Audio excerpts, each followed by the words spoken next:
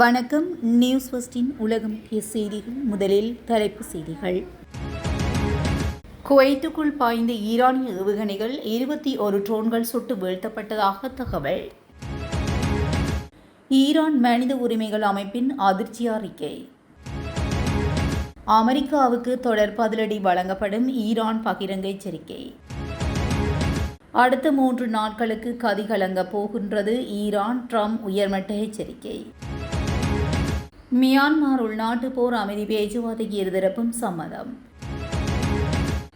116 கப்பல்கள் மீது தாக்குதல் முடக்கப்பட்ட ரஷ்யாவின் கப்பல் போக்குவரத்து. அமெரிக்காவின் தாக்குதலில் ஈரானின் 30 பேர் உயிரிழப்பு. கனடிய நெடுஞ்சாலையில் பயங்கர விபத்து, 2 உயிரிழப்பு, 3 படுகாயம். ஈரான் மீது அமெரிக்கா 2ஆம் கட்ட தாக்குதல் இன்று ஆரம்பம். இந்திய மாலுமிகளை பணியமர்த்த தடை உத்தரவு. ஜப்பானில் வீட்டுக்குள் நுழைந்து உணவு தேடிய கரடி. தொடர்பான விரிவான செய்திகள். குவைத்தின் முக்கிய இடங்களை இலக்கு வைத்து ஈரானிலிருந்து 21 ஆளில்லா ட்ரோன்கள் ஏவப்பட்டுள்ளன. 4 குருஸ் ஏவுகணைகள் மற்றும் 21 ஆளில்லா ட்ரோன்களை தங்களது ஆயுதப்படைகளிடமிருந்து அளித்துள்ளதாக தெரிவிக்கப்பட்டுள்ளது. குவைத் பாதுகாப்பு அமைச்சின் ஊடக பேச்சாளர் இந்த அறிவிப்பை வெளியிட்டுள்ளார். இந்த தாக்குதல்கள் தொடர்பாக மேலும் தெரிவித்த அவர், ஈரானின் இந்த வான்வழி தாக்குதல்கள் குவைத்தின் முக்கிய மற்றும் அதிமுக்கிய உள்கட்டமைப்புகளை இலக்கு வைத்து நடத்தப்பட்டுள்ளன. இதனால் சில பொது சொத்துக்களுக்கு சேதம் ஏற்பட்டுள்ள போதிலும் உயிர் சேதங்கள் எதுவும் பதிவாகவில்லை என அவர் குறிப்பிட்டுள்ளார். அதேவேளை பிராந்தியத்தில் உள்ள பஹ்ரைன், குவைத் மற்றும் ஜோர்தான் ஆகிய நாடுகளில் அமைந்துள்ள அமெரிக்க இராணுவ தளங்கள் மீதும் தாம் தாக்குதல்களை நடத்தியதாக ஈரான் முன்னதாக உத்தியோகபூர்வமாக அறிவித்திருந்தமை குறிப்பிடத்தக்கது. ஈரானிய அரசாங்கம் அரசியல் கைதிகளுக்கு மரண தண்டனை நிறைவேற்றுவதை கணிசமாக அதிகரித்துள்ளதாக குற்றம் சுமத்தப்பட்டுள்ளது. மத்திய கிழக்கில் நிலை வரும் மோதல் மற்றும் பதற்றமான சூழ்நிலையை பயன்படுத்தி இவ்வாறு இடம்பெறுவதாக சுட்டிக்காட்டப்பட்டுள்ளது. நோர்வேயின் ஓஸ்லோவை தளமாக கொண்டு இயங்கும் ஈரான் மனித உரிமைகள் என்ற தன்னார்வ அமைப்பு இதனை தெரிவித்துள்ளது. ஈரானுக்கு உள்ளேயும் வெளியேயும் உறுப்பினர்களை கொண்டுள்ள இந்த அமைப்பின் தரவுகளின்படி ஈரான் அரசு இந்த ஆண்டில் மட்டும் இதுவரை குறைந்தது 47 அரசியல் கைதிகளுக்கு மரண தண்டனையை நிறைவேற்றியுள்ளது. கடந்த ஆண்டு இதே கால பகுதியில் இந்த எண்ணிக்கை 16ஆக மட்டுமே இருந்த நிலையில் தற்போது இது மிகப்பெரிய அளவில் அதிகரித்துள்ளதாக சுட்டிக்காட்டப்பட்டுள்ளது. கடந்த ஆண்டின் இறுதியில் ஈரான் முழுவதும் வெடித்த பரவலான போராட்டங்களின் போது அமெரிக்க ஜனாதிபதி டொனால்ட் ட்ரம்ப் போராட்டக்காரர்கள் மீது வன்முறையான அடக்குமுறைகளை கையாள வேண்டும் என ஈரானிய தலைமைக்கு எச்சரிக்கை விடுத்திருந்தார். அத்துடன் போராட்டக்காரர்களின் மீட்புக்கு அமெரிக்கா உறுதுணையாக நிற்கும் என்றும் அவர் உறுதியளித்திருந்தார். எனினும் அமெரிக்கா ஈரான் இடையேயான மோதல் போக்கு நீடித்தாலும் அதன் விளைவாக உலகளாவிய பொருளாதார பாதிப்புகள் மோசமடைந்தாலும் வெள்ளை மாளிகையின் கடுமையான தொனி காலப்போக்கில் மென்மையடைந்துள்ளது. இதன் காரணமாக ஈரான் அதிருப்தியாளர்களுக்கான அமெரிக்காவின் ஆதரவு குறைய தொடங்கிய நிலையிலும் உலகளாவிய புவிசார் அரசியல் மாற்றங்களுக்கு மத்தியிலேயே ஈரானில் மரண தண்டனைகள் தற்போது தீவிரப்படுத்தப்பட்டுள்ளமையும் குறிப்பிடத்தக்கது.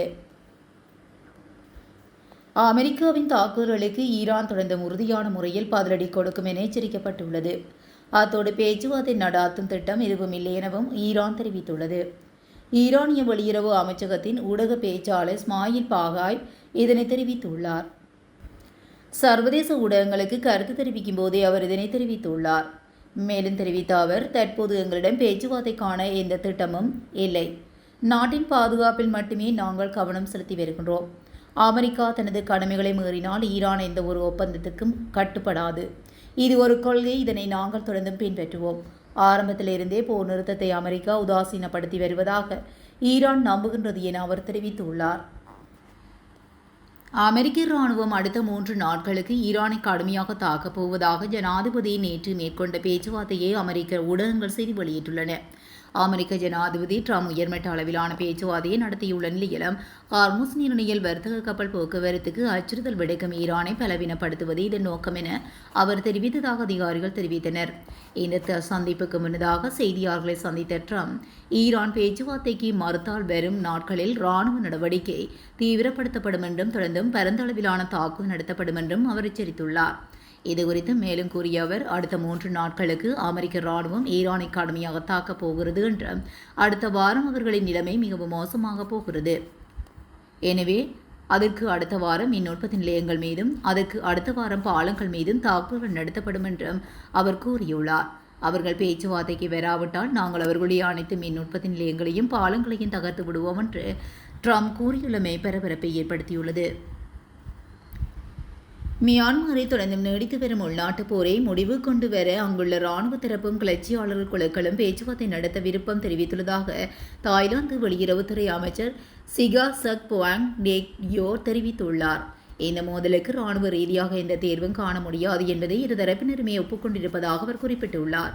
மியான்மரில் கடந்த 2021ஆம் ஆண்டு நடந்த இராணுவ புரட்சிக்கு பிறகு அங்கு ஏற்பட்டுள்ள வன்முறைகளில் சுமார் 1 லட்சத்துக்கும் அதிகமான மக்கள் உயிரிழந்துள்ளனர். லட்சக்கணக்கானோர் தங்களது வீடுகளை இழந்து இடம்பெயர்ந்துள்ளனர். இந்நிலையில் தேக்கமடைந்துள்ள அமைதி பேச்சுவார்த்தையை மீண்டும் தொடங்குவதற்கு தேவையான உதவிகளையும் அதற்கான இடத்தையும் வழங்க தயாராக இருப்பதாக தாய்லாந்து அறிவித்துள்ளது. இது மியான்மரில் அமைதியை நிலைநாட்டுவதற்காக ஆசியான் கூட்டமைப்பு எடுத்து வரும் முயற்சிகளில் ஒரு குறிப்பிடத்தக்க முன்னேற்றமாக கருதப்படுகிறது. ஆசியான் அமைப்பின் சிறப்பு தூதரான பிலிப்பைன்ஸ் வெளியுறவு அமைச்சர் மரியா தெரேசா லாஷரோ மற்றும் தாய்லாந்து அதிகாரிகள் மியான்மர் இராணுவ ஆதரவு பெற்ற தேசிய ஒற்றுமை மற்றும் அமைதி பேச்சுவார்த்தை குழுவுடன் பேச்சுவார்த்தை நடத்தியுள்ளனர். உக்ரைனின் ட்ரோன் தாக்குதலால் ஆசோவ் கடலில் ரஷ்யாவின் கப்பல் போக்குவரத்து முடங்கியுள்ளது. ஆசோவ் கடல் என்பது ரஷ்யா மற்றும் உக்ரைன் எல்லைகளுக்கு நடுவே அமைந்துள்ள கெர்ஸ்கீர் இணை வழியாக கருங்கலுடன் இணையும் ஒரு கடலாகும். இந்த நிலையில் உக்ரைனின் தொடர் ட்ரோன் தாக்குதல்களால் டானாசோவ் கால்வாய் மற்றும் ஹெர்ஸ் நீரிணை வழியாக செல்லும் ரஷ்யாவின் கப்பல்களின் இயக்கம் முழுமையாக நிறுத்தப்பட்டுள்ளது. செயற்கைக்கோள் படங்கள் மற்றும் கப்பல் போக்குவரத்து தரவுகள் இதை உறுதிப்படுத்தியுள்ளன. கடந்த 9 நாட்களில் மட்டும் அசோவ் கடல் பகுதியில் ரஷ்யாவுக்கு சொந்தமான 116 கப்பல்களை உக்ரைனிய ட்ரோன்கள் குறிவைத்து தாக்கியுள்ளதாக உக்ரைனின் ட்ரோன் படைப்பிரிவு தளபதி ராபர்ட் ப்ரௌடேட் தெரிவித்துள்ளார். ரஷ்யாவின் போர்க்கப்பல்கள் மட்டுமின்றி சரக்கு கப்பல்களும் தாக்குதலுக்கு உள்ளாகியுள்ளன. ரஷ்யாவின் எண்ணெய், கோதுமை, சூரியகாந்தி எண்ணெய் ஏற்றுமதி இந்த அசோவ் கடல் துறைமுகங்கள் வழியாகவே நடக்கிறதாகவும் தற்போதைய கப்பல் போக்குவரத்து முடக்கத்தால் சர்வதேச சந்தையில் கோதுமைக்கான வர்த்தக விலை ஏற்கனவே உயரத் தொடங்கியுள்ளதாகவும் கூறப்படுகிறது. இந்த முற்றுகை நீடித்தால் ரஷ்யாவுக்கு பெரும் பொருளாதார இழப்பு ஏற்படும் என கணிக்கப்பட்டுள்ளது. மேலும் மாற்றுப்பாதையாக கருங்கடல் துறைமுகங்களை ரஷ்யா பயன்படுத்த நினைத்தாலும் அறுவடைக்கால ஏற்றுமதியை தாங்கும் கொள்ளளவு அந்த துறைமுகங்களுக்கு இல்லை எனவும் கூறப்படுகிறது. அமெரிக்கா நடத்திய தாக்குதல்களில் குறைந்தது 30 பொதுமக்கள் கொல்லப்பட்டதாக ஈரான் தெரிவித்துள்ளது. கடந்த சில நாட்களில் நடந்த அமெரிக்க தாக்குதல்களில் குறைந்தது 30 பொதுமக்கள் கொல்லப்பட்டுள்ளதாக ஈரான் அரசாங்க செய்தி தொடர்பாளர் தெரிவித்துள்ளார். தெற்கு ஈரான் மீதான அமெரிக்க தாக்குதலை தொடர்ந்து உயிரிழப்புகள் பதிவாக உள்ள நிலையிலும் இதற்கிடையில் ஈரானின் தென்கிழக்கு பகுதியில் நேற்று தங்களது 7 வீரர்கள் கொல்லப்பட்டதாக ஈரான் ராணுவம் தெரிவித்துள்ளது. நாட்டின் தென்கிழக்கில் உள்ள ஈரான் சாகர் நகருக்கு அருகிலுள்ள இராணுவ முகாம் மீது நடத்தப்பட்ட ஏவுகணை தாக்குதலில் அவர்கள் கொல்லப்பட்டதாக இராணுவம் ஓர் அறிக்கையில் தெரிவித்துள்ளது. கனடாவின் ஒன்டாரியோ மாகாணம் மிசிசாகா பகுதியில் உள்ள நெடுஞ்சாலையில் 401 இடம்பெற்ற கொடூர வாகன விபத்தில் சிக்கி 2 உயிரிழந்துள்ளதாக ஒன்டாரியோ மாகாண காவல்துறை உறுதிப்படுத்தியுள்ளது.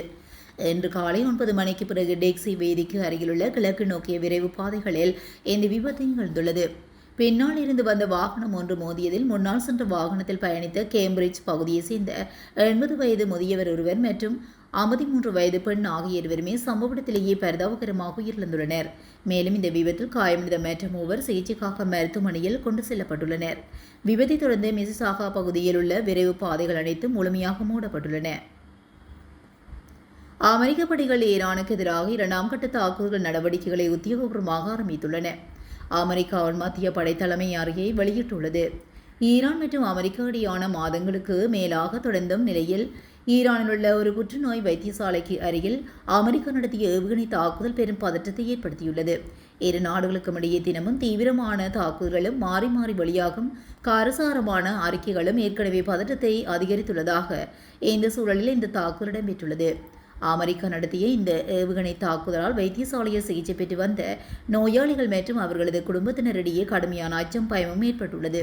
வைத்தியசாலைக்கு மிக அருகில் பல ஏவுகணைகள் விழுந்து வெடித்ததனால் அங்கு புற்றுநோய் சிகிச்சை பெற்று வந்த குழந்தைகள் வைத்தியசாலை ஊழியர்களின் துரித உதவியுடன் பாதுகாப்பான வேறு இடங்களுக்கு உடனடியாக மாற்றப்பட்டுள்ளனர். அத்துடன் நோயாளிகள் அனைவருமே வைத்தியசாலையிலிருந்து வெளியேற்றப்பட்டுள்ளதாக ஈரான் அரசு ஊடகங்கள் உறுதிப்படுத்தியுள்ளன. ஜனாதிபதி டிரம்பின் நேரடி வழிகாட்டுதலின் கீழ் இந்த இராணுவ தாக்குதல்கள் நடத்தப்பட்டதாக அமெரிக்க தரப்பு தெரிவித்துள்ளது. இதனைத் தொடர்ந்து அமெரிக்காவின் தனது தாக்குதலை தீவிரப்படுத்தியுள்ளதனால் கடல் வழிகளை மூடுவதற்கு ஈரான் திட்டமிட்டு வருவதாகவும் தகவல்கள் வெளியாகி வருகின்றன.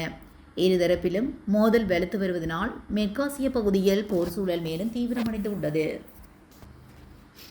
மறு அறிவித்தல் வரும் வரை கார்முஸ் நீரிணை வழியாக செல்லும் கப்பல்களின் இந்திய மாலுமிகளை பணியமர்த்தக்கூடாது என கப்பல் போக்குவரத்துக்கான தலைமை இயக்குநரகம் உத்தரவிட்டுள்ளது. ஈரான் மற்றும் அமெரிக்கா இடையே நிலவி வரும் மோதல்களால் கார்முஸ் நீரிணை பகுதியில் வணிக கப்பல்கள் மீதான தாக்குதல்கள் அதிகரித்துள்ளன. இந்த நீர்வழி பாதை தற்போது வணிக கப்பல்களுக்கு மிகவும் ஆபத்தை விளைவிக்க உள்ளதாக சர்வதேச கடல்சார் அமைப்பு எச்சரித்துள்ளது. எனவே பாரசீக வளைகுடா மற்றும் அதனை சுற்றியுள்ள பகுதிகளில் பாதுகாப்பு கண்காணிப்பை தீவிரப்படுத்தவும் அவசர காலங்களில் MMDAC மற்றும் IFC IOR ஆகிய அமைப்புகளை தொடர்பு கொள்ளவும் அறிவுறுத்தப்பட்டுள்ளது. ஓமன் கடற்பகுதியில் கப்பல்கள் மீது நடத்தப்பட்ட தாக்குதலில் புனேவை சேர்ந்த ஹெராம் ஹெர்மார்கர் உட்பட 2 இந்திய மாலுமிகள் உயிரிழந்துள்ளனர். உலகளவில் மாலுமிகளை வழங்கும் நாடுகளில் இந்தியா 2வது இடத்தில் உள்ள நிலையிலும் ஏற்கனவே பிலிப்பைன்ஸ் நாடு இத்தகைய தடையை விதித்துள்ள நிலையில் தற்போது இந்தியாவும் இந்த முன்னெச்சரிக்கை நடவடிக்கை எடுத்துள்ளமை குறிப்பிடத்தக்கது. ஜப்பானின் வடக்கு பகுதியில் உள்ள வீடொன்றின் சமையலறைக்குள் கரடியொன்று நுழைந்ததைக் கண்டு அதிர்ச்சி அடைந்த குடும்பத்தினர் காவல்துறையினருக்கு தகவல் கொடுத்துள்ளனர். ஜப்பானில் அண்மை காலமாக கரடிகளின் தாக்குதலால் உயிரிழப்புகள் அதிகரித்து வரும் நிலையில் இச்சம்பவம் அப்பகுதி மக்களிடையே பெரும் அச்சத்தை ஏற்படுத்தியுள்ளது. மேலும் ஜப்பானின் இவீதே மாகாணத்திலுள்ள ஷிகுகுயிஷி நகரில் கடந்த திங்கட்கிழமை இரவு இந்த அசாதாரண சம்பவம் நிகழ்ந்துள்ளது. வீட்டுக்குள் நுழைந்த கரடியொன்று அங்கிருந்த குளிர்சாதன பெட்டியை எளிதாக திறந்து அதிலிருந்த உணவுப் பொருட்களை தரையில் சிதறடித்துள்ளதாகவும் தெரிவிக்கப்பட்டுள்ளது. இதுபோன்ற செய்திகளை உடனுக்குடன் தெரிந்து கொள்ள நியூஸ் ஃபர்ஸ்டுடன் இணைந்திருங்கள். நன்றி, வணக்கம்.